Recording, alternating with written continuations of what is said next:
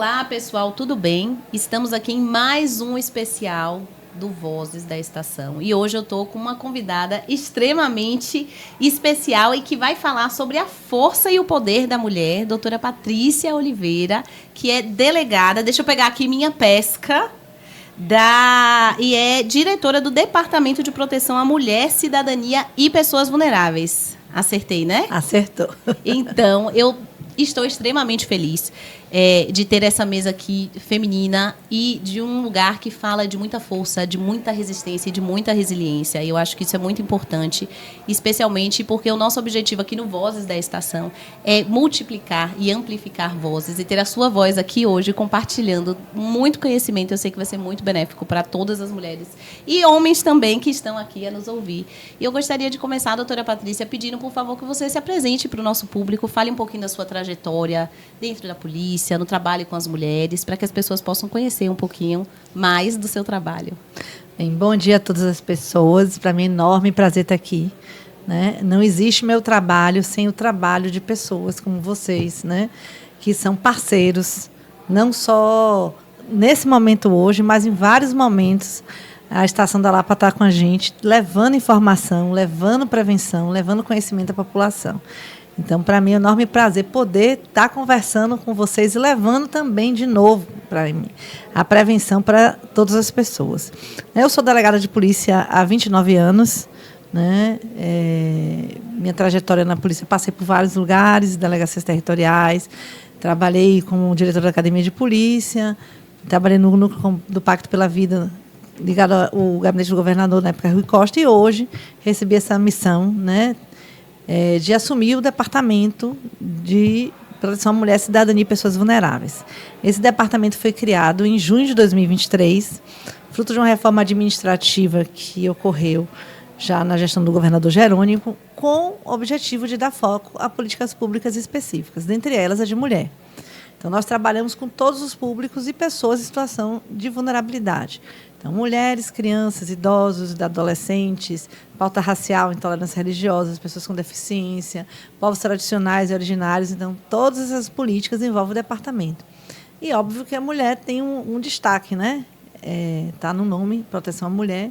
Porque quando a gente fala, eu sempre costumo explicar, não é uma briga de mulheres contra homens, mas de todas as pessoas contra a violência doméstica.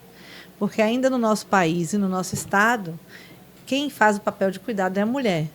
Então, eu não tenho como cuidar da criança ou do adolescente se eu não cuidar da mãe. Eu não tenho cuidado do idoso se eu não cuido da mulher que cuida do idoso. Então, as nossas famílias estão estruturadas ainda no trabalho e no papel de cuidado da mulher. Então, quando a gente cuida da mulher, a gente está cuidando da sociedade. Porque o bem-estar dela impacta em todo o bem-estar da família. Então, é muito além do que, às vezes, as pessoas imaginam que é. Né? Uma mãe que não está bem cuidada, que está sofrendo, isso impacta no desenvolvimento de seus filhos. Uhum. Impacta em como eles identificam o amor, como eles relacionam o amor, o que é que eles entendem de família. Então, quando a gente fala de proteger a mulher e de cuidar da mulher, é cuidar da família, de uma forma geral. E ela tem que estar bem. Nós, mulheres, temos esse papel ainda. Né? A gente ainda discute essa divisão do papel de cuidado, né? Essa equidade de atribuições. Né? Então, a gente ainda está saindo dessa fase de chamar as mulheres de guerreira, porque ela tem que dar conta de todas as atividades. Isso não é possível, isso é adoecedor. Então, a gente tem que compreender esse papel da mulher e como a violência doméstica impacta na vida do bem-estar dela e de toda a família. Perfeito. Você me lembrou agora, né, na verdade, a importância da gente olhar para esse lugar da mulher e como foi construído o lugar da mulher na sociedade.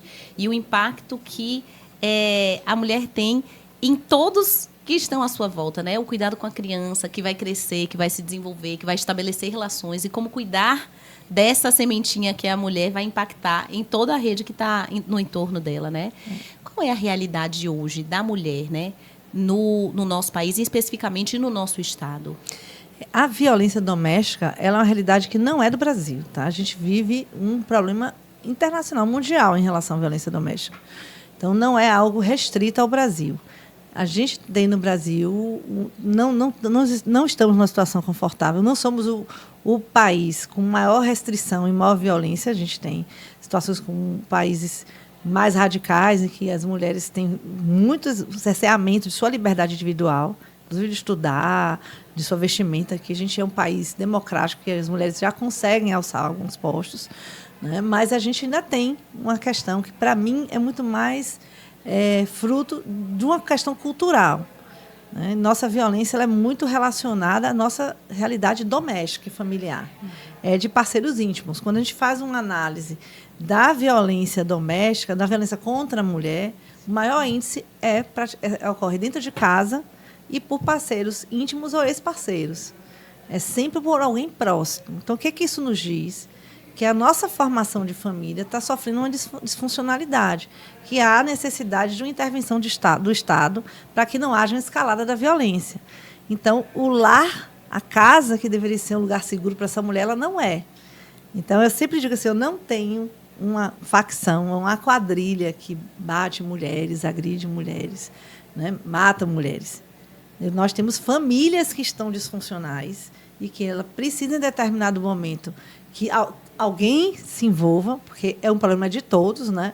Então, tem que ter uma intervenção, seja a denúncia anônima, seja o vizinho, seja o síndico, seja o serviço de saúde, o serviço social, para que a gente, quanto polícia, saiba e faça a intervenção, para que não haja uma escalada e a mulher morra. Então, quando a gente estuda essa questão da violência doméstica e dos feminicídios, por exemplo, a maior parte das mulheres nunca tiveram na polícia. Elas nunca registraram um BO. Então, porque você está falando de relação de afeto. Então, você não imagina que a pessoa que você ama vai lhe matar. Mesmo que seja um amor abusivo, um amor tóxico, ela não acredita que isso chegue a esse ponto, que leve à morte dela. Então, aqui a gente vive o maior índice. A gente tem um grande índice de violência doméstica contra a mulher, o que torna o trabalho da polícia muito mais sensível, né? E com a demanda muito maior de articulação.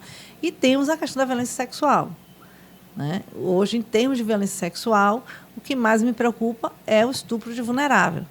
Ou seja, nós temos que ter cuidado e que, para a polícia, principalmente, a palavra-chave se chama consentimento, né? E a gente trabalhar essa conscientização do respeito. O não é sempre não.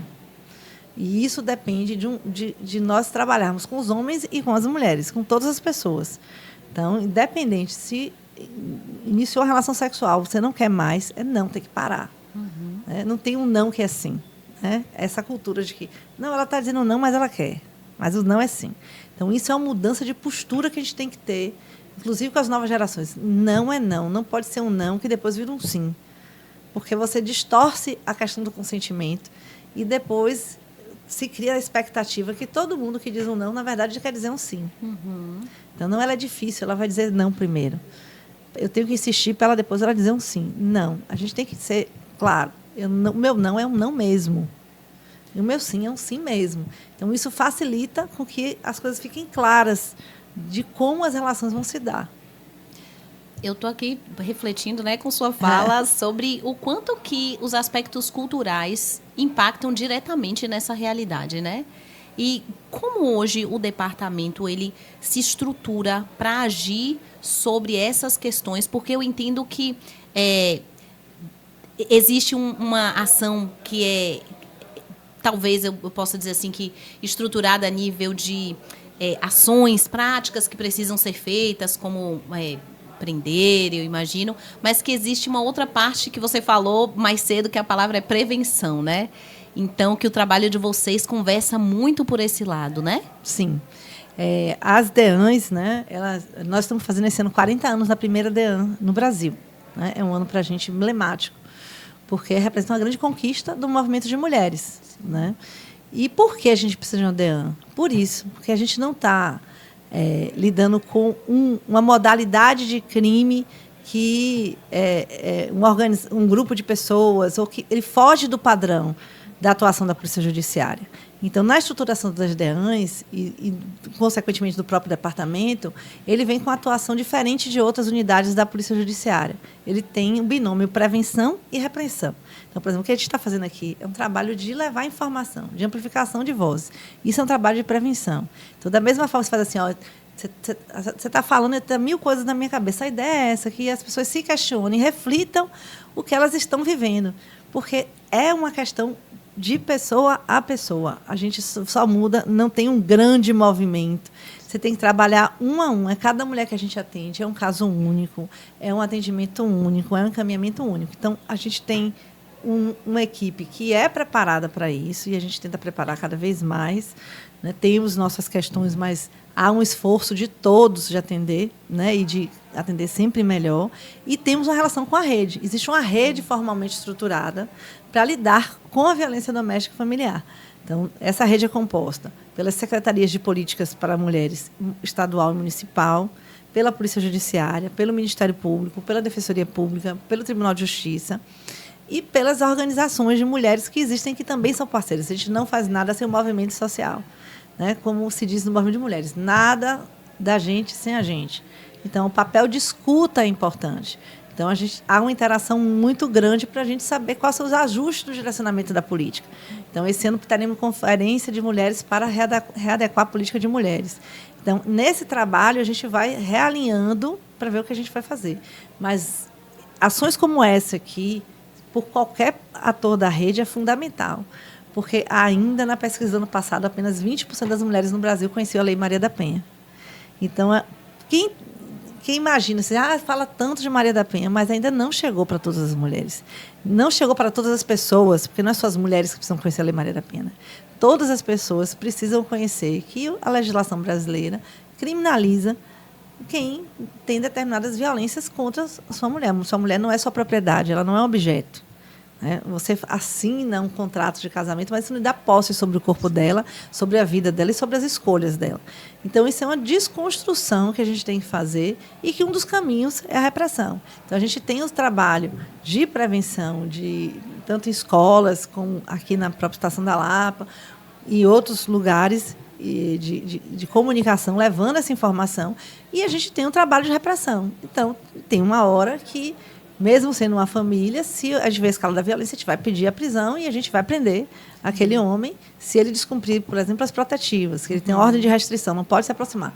E ele está insistindo, então a gente vai pedir a prisão dele. Sim. E uma das medidas protetivas que o juiz pode dar, e que a gente sempre costuma pedir, é de que ele homem participe de grupos reflexivos.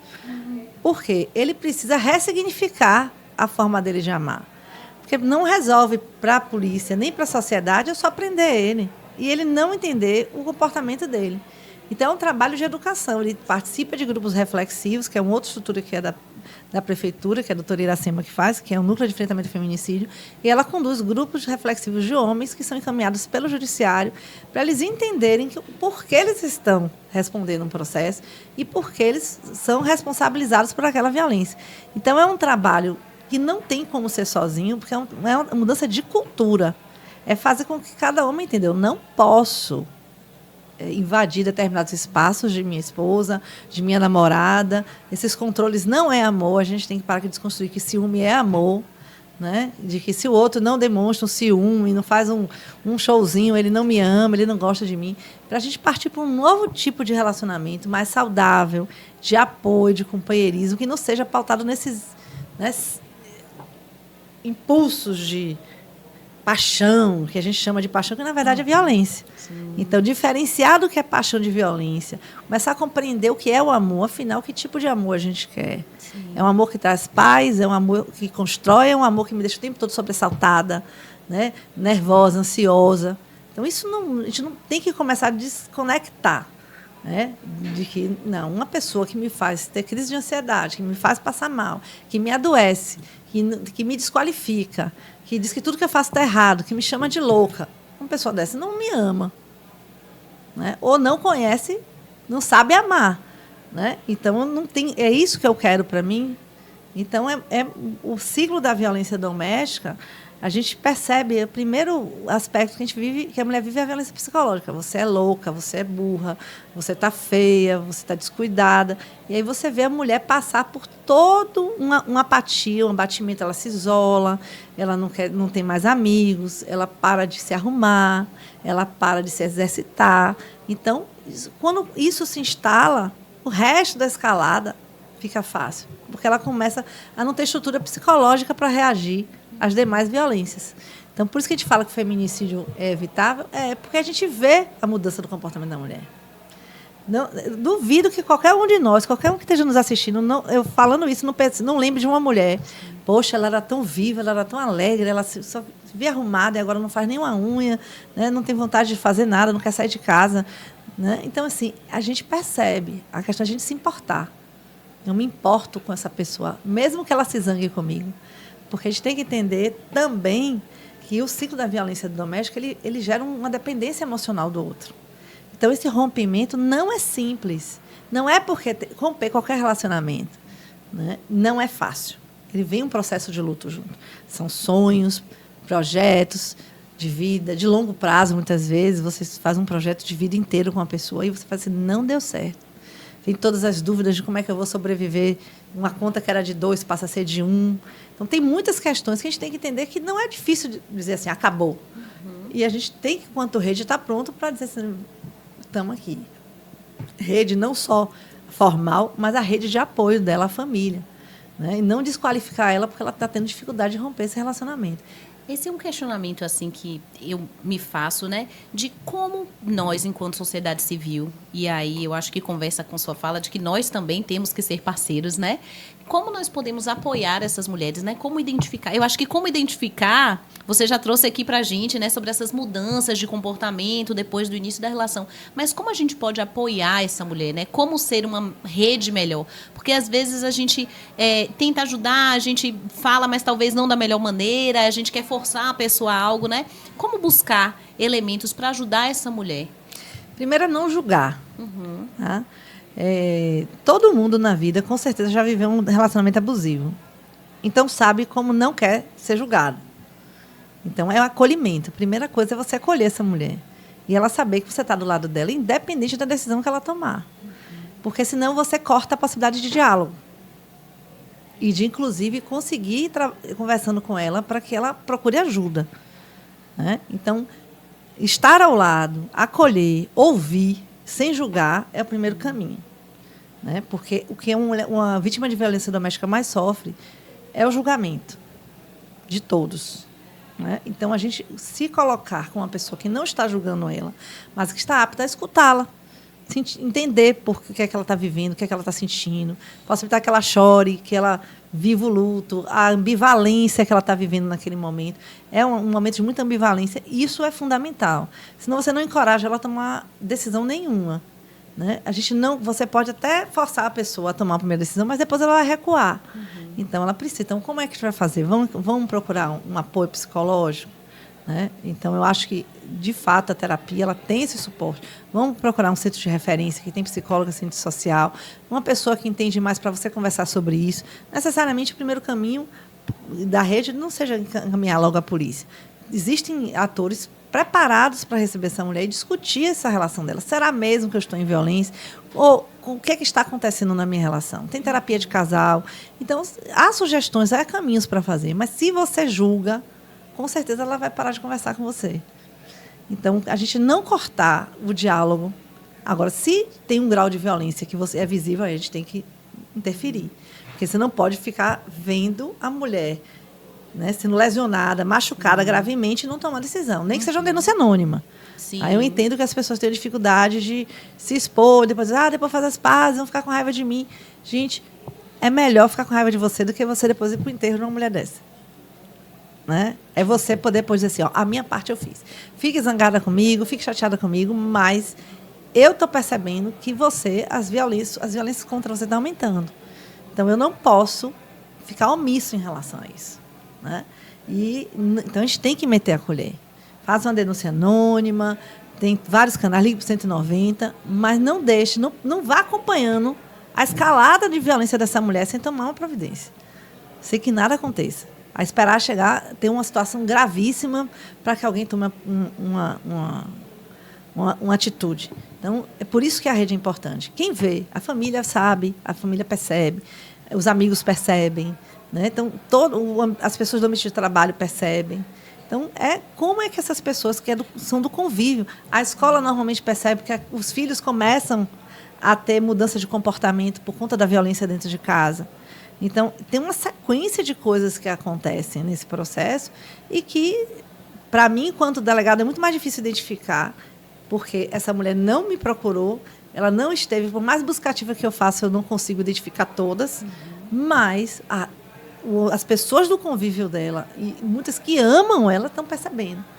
Então, às vezes, se indispor vai ser necessário para preservar a vida dessa mulher. Interessante isso que você falou, porque eu acho que, de fato, o julgamento é um grande primeiro entrave, né? Porque essa mulher, pensando socialmente, que sofre violência, geralmente é uma mulher que vem com os preconceitos de fora de que ela gosta, ela não quer sair dessa relação. E aí se une ao outro preceito que a senhora trouxe, que foi de que em relação de homem e mulher ninguém mete a colher, não é? Então eu imagino que de fato seja muito difícil para essas mulheres contar até com o próprio apoio da rede, porque as pessoas em volta têm essa crença constituída, né, de que a pessoa gosta de estar naquela relação, quando não é verdade, e de que você não pode se envolver na relação conjugal do outro, além né? disso, eu digo mais, eu acho que tem uma romantização do casamento, né, e do relacionamento. Então, eu assumi publicamente de que eu escolhi errado, de que meu casamento não deu certo. A gente tende, infelizmente, até essa tendência de achar que todo mundo, não pode ninguém saber, né?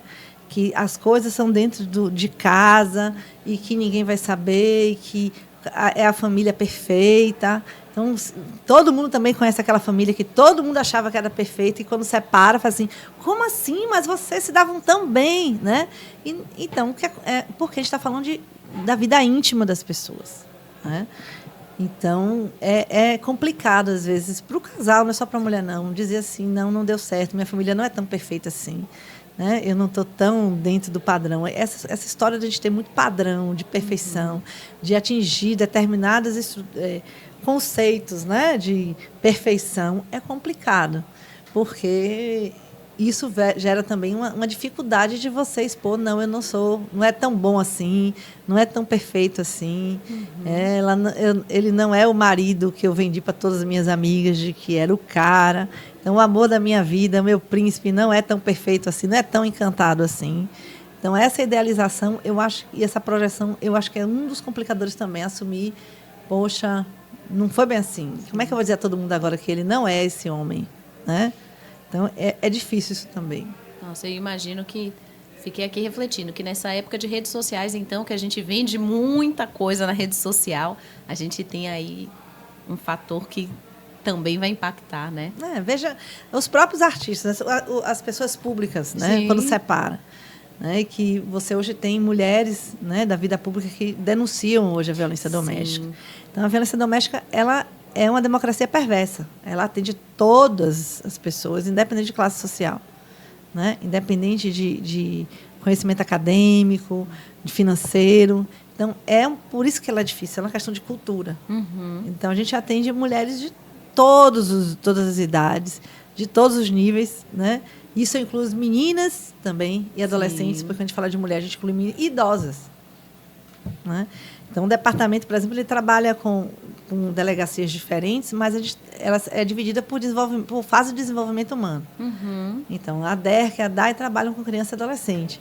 Mas eu tenho violência doméstica. Eu tenho a Lei Rimborel que combate a violência doméstica de crianças e adolescentes no ambiente doméstico. Né?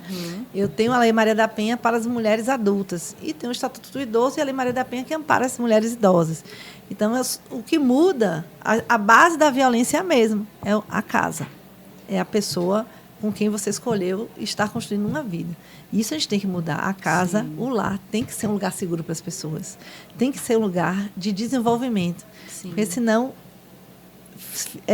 você não tem como ter uma sociedade de cultura de paz se a violência está dentro de casa. Perfeito. Então, vocês vão acompanhando, na verdade, a família, né? Ao longo do percurso da vida. Como eu vou falar de uma mulher vítima de violência, e como as duas delegacias são minhas, eu sempre falo isso para a rede, sem enxergar essas crianças que estão no meio desse processo. Ou a pessoa idosa, né? o avô, a avó que mora na casa. Ela atinge todo mundo. É uma briga é uma violência que todo mundo é afetado por ela. Todo mundo sofre com ela. Né? Então, não tem como você separar. Então, os estudos acadêmicos, né, em psicologia trazem isso. A violência doméstica ela é transgeracional. Essas crianças que vivem numa casa que tem violência doméstica, ela tende a repetir esse ciclo na vida adulta. Porque é o modelo que elas estão aprendendo de relacionamento, de amor, do que... E aí eu digo às mães, né, a fala, violência não combina com amor para a mulher adulta. Então, se seu marido lhe beliscar, é violência. E você beliscar seu filho também é violência. Quando você usa a violência com a criança e diz assim, ó, eu estou fazendo isso porque eu te amo, você já está modelando ela de que há um vínculo entre violência e amor. Então, às vezes, a gente não percebe de que o que chega a essa mulher adulta, na verdade, é um processo histórico de vida e que eu vinculei amor e cuidado o tempo todo à violência. Geralmente, quando essas mulheres que são vítimas de violência chegam aos diversos dispositivos, né, que acompanham, o olhar se estende também para esse acolhimento e análise do comportamento dessas crianças e de como é que elas estão também desenvolvendo as relações delas? Pela delegacia, não. Mas tem sido pautado isso pela rede. Então, quando elas chegam na Casa da Mulher Brasileira, que é o nosso equipamento maior, né, você tem toda a rede, todos esses órgãos que eu falei estão ali presentes. Sim. Então, a mulher, quando chega na Casa da Mulher Brasileira, ela vai para o psicossocial. Então, convido você até a fazer uma visita, porque é um lugar muito interessante da gente conhecer. Então, lá tem um espaço para as crianças dessas mulheres. Então, tem lugar do bebê até 17 anos, 18 anos incompleto. Eles podem ficar, inclusive, abrigados lá. Se, eventualmente, essa mulher tiver que sair de casa com os filhos, a gente acolhe essas mulheres. Tem alimentação, tem tudo. Então, há um momento em que o psicossocial ele vai estar com essa família, né? E ele vai fazer toda essa análise. A criança está na escola, a criança tem alguma necessidade de algum encaminhamento de saúde. E, se precisar, a minha delegacia de criança é acionada. Então, as minhas 2 delegacias, as 3, na verdade, eu digo, elas não têm como trabalhar separadas. Porque, quando uma atende, tem outra situação que normalmente está envolvida. Então, o que a gente sempre pede, e a gente, quando a gente tem esse tipo de fala, é quanto mais a gente demora, mais danos a gente causa na família toda, na própria pessoa e na própria família. Sim. Né? Então, quando a gente interrompe o ciclo da violência mais rápido, a gente impede que depois tenha outras discussões que envolvam as crianças. Então, para a gente como polícia, eu sempre digo assim, tem que ter muito... É preciso informar a população qual o papel de cada ator desse. Sim. Então, o da gente da polícia é de responsabilizar o agressor pela violência. Mas uma mulher que está em violência doméstica e que, por exemplo, ela resolve se separar, ela tem problema de pensão, ela tem problema de guarda, ela tem problema de divórcio ou de dissolução de união estável. Então, tem uma série de aspectos que, se a gente não trata bem dessa violência, vão ter outros desdobramentos violentos. Sim. Né? Então, não é tão simples nem para a gente atuar, Sim. nem o pós. Então, eu não consigo resolver problema de guarda, problema de pensão, problema de visita. Né? Então, de conta da escola, que o menino adoeceu, que não voltou. Né? Como vai ser a relação desses dois para poder dar conta dos filhos ao longo da vida? Porque o casamento acaba, a relação acaba, mas os filhos é do casal. Né? E tem uma responsabilidade com essas crianças o resto da vida. Então, é muito mais complexo do que as pessoas tratam, às vezes. Né? Eu sempre digo às minhas delegadas, não é só o ciclo da violência doméstica, o ciclo é um recorte comportamental de como a gente tem um padrão quando se trata de violência doméstica. Mas o fenômeno da violência doméstica ele é muito mais amplo. Então, eu tenho que já imaginar que encaminhamento eu tenho que dar ela para a defensoria, né, para o Ministério Público, para envolver criança, porque tem outros aspectos que envolvem a vida dela que a gente tem que dar conta também. E que não é a polícia. Então, é de fato um trabalho que é muito complexo e que precisa ser feito em rede, né? Não tem como ser responsabilidade de apenas um ator social, né? Mas desse conjunto.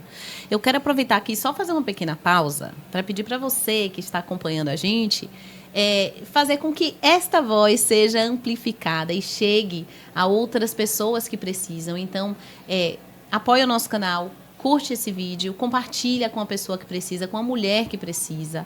E apoie essa mulher, né? Aproveite. Se você chegou aqui, você enxergou que existe alguém no seu entorno que está precisando dessa ajuda, apoie ela e comece, como a doutora Patrícia falou, acolhendo, né? E buscando os canais. E a minha próxima pergunta é exatamente essa, assim, quais seriam os canais hoje que essas mulheres ou que esses atores sociais podem começar a procurar? Uma vez que identifiquem, que já acolheram e que viram que essa mulher precisa, de fato, de um apoio maior, né? Como é que essa rede pode apoiar essa mulher?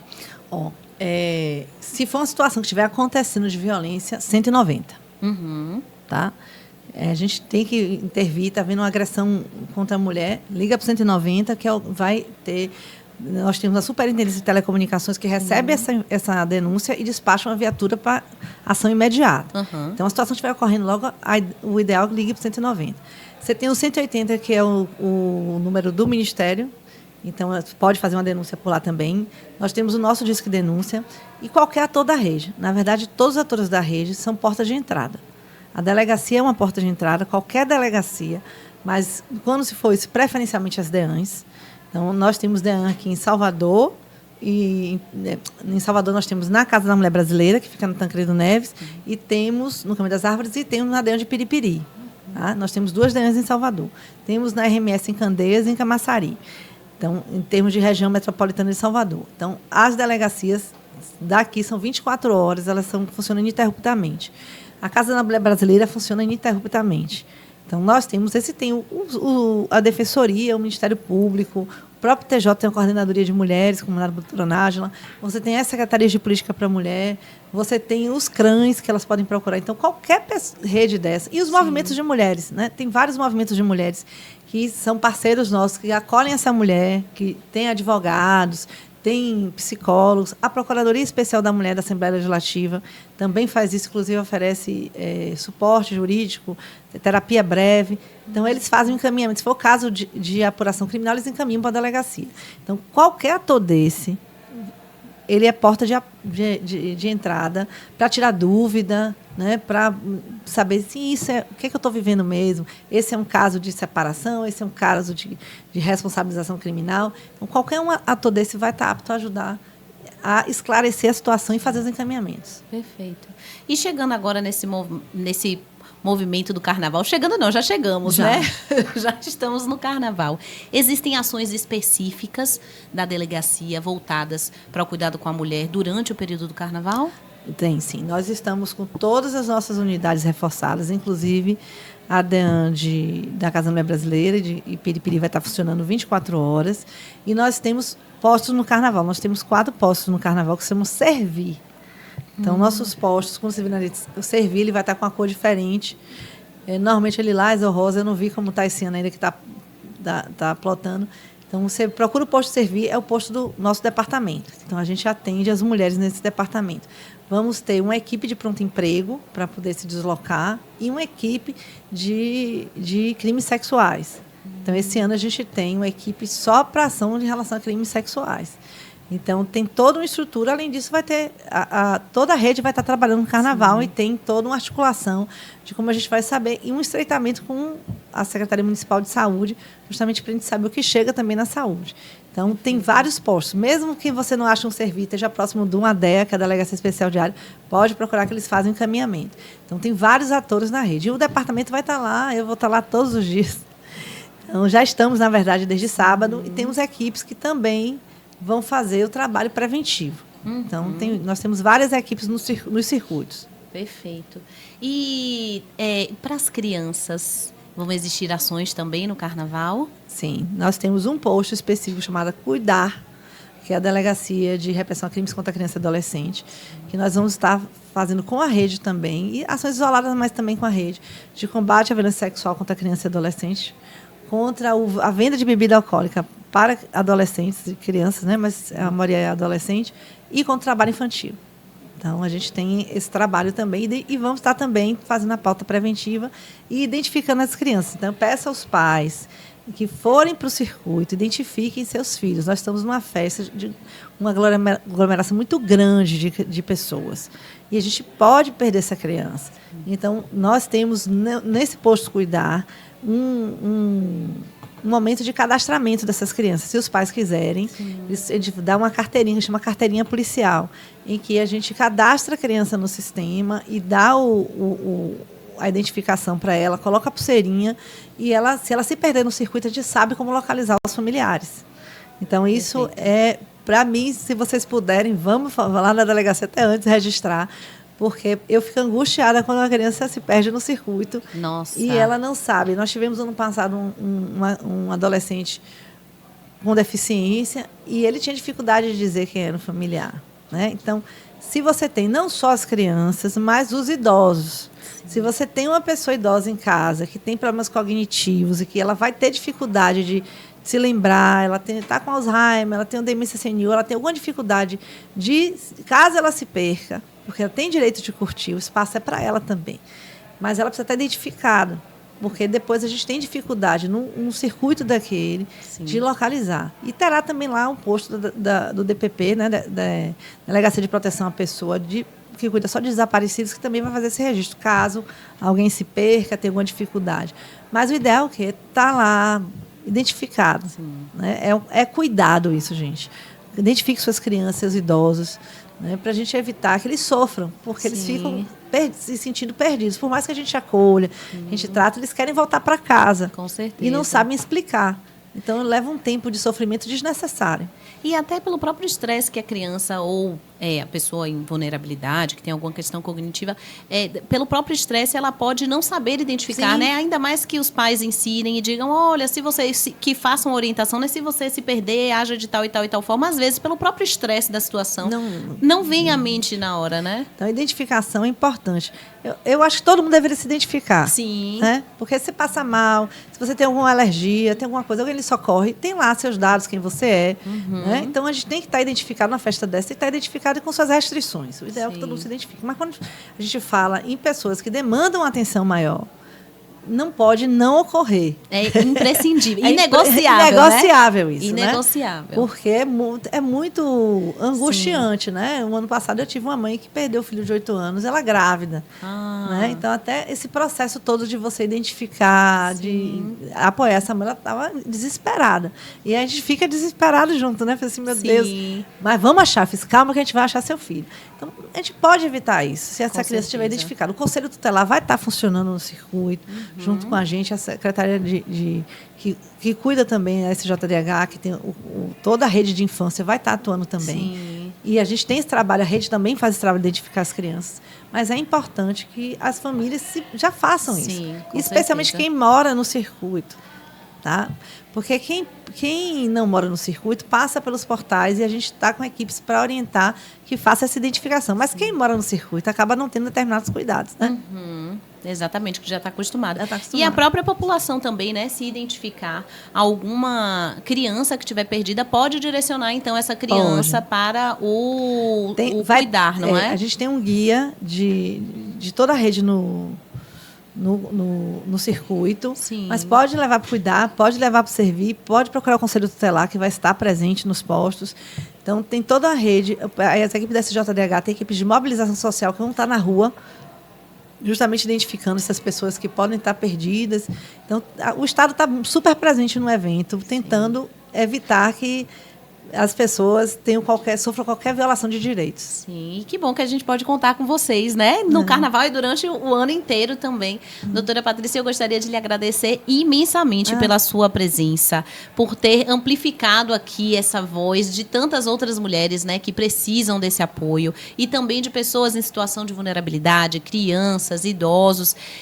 Eu gostaria que você, primeiro, de agradecer em nome de toda a nossa equipe, né, por ter aceitado esse convite, por estar aqui conosco. E eu gostaria de pedir que você deixasse uma mensagem final para quem está acompanhando a gente, para quem está escutando a gente ou assistindo. Bem, pedir a vocês que saibam que a Polícia Civil está presente no circuito. Se caso vejam qualquer violação de direitos contra qualquer público vulnerável, contra qualquer mulher, denuncie. Né? Nos procurem, não deixem passar. Mulheres, cuidado, né? Autocuidado, uso de bebida alcoólica, tome conta da sua bebida, compre a sua bebida, né? Estejam juntos com pessoas, marquem pontos de encontro, caso alguém se perca, para você não ficar sozinho no circuito. Então, a gente está acompanhado e ter cuidados que a maioria dos baianos já sabem, né? Dos soteropolitanos, a gente só reforça. Vê um turista perdido, ajude, né? A gente tem um momento de que a cidade está recebendo muita gente de fora, que não conhece. E, mais uma vez, importunação sexual é crime. Não é não. Não é não. Então, a gente precisa enxergar o outro que está em vulnerabilidade no circuito. Nós estamos lá, mas cada furião, ele é um promotor de cidadania. ele pode ajudar o Estado a evitar que uma pessoa sofra uma violência. Então, é pedir a cada um que você viu uma situação de violência, procure a polícia, denuncie, que a gente está lá com equipes prontas para intervir. Perfeito, muito obrigada, doutora Patrícia. E você que está acompanhando a gente aqui, lembre-se que é seu papel de cidadão apoiar outros cidadãos também, né? Nós vivemos no coletivo, nós somos seres sociais, então a gente precisa que nós estejamos nos apoiando, né? Isso está na nossa Constituição, né? Segurança pública, dever do Estado, direito e responsabilidade de todos. Perfeito. A gente faz tudo junto, somos uma sociedade, somos um coletivo, então nos enxergarmos como coletivo e que todos temos esse papel de cuidado é essencial. Então, eu acho que é isso. Muito obrigada a vocês que estiveram conosco até aqui. E até a próxima, né? E bom carnaval. Um bom carnaval.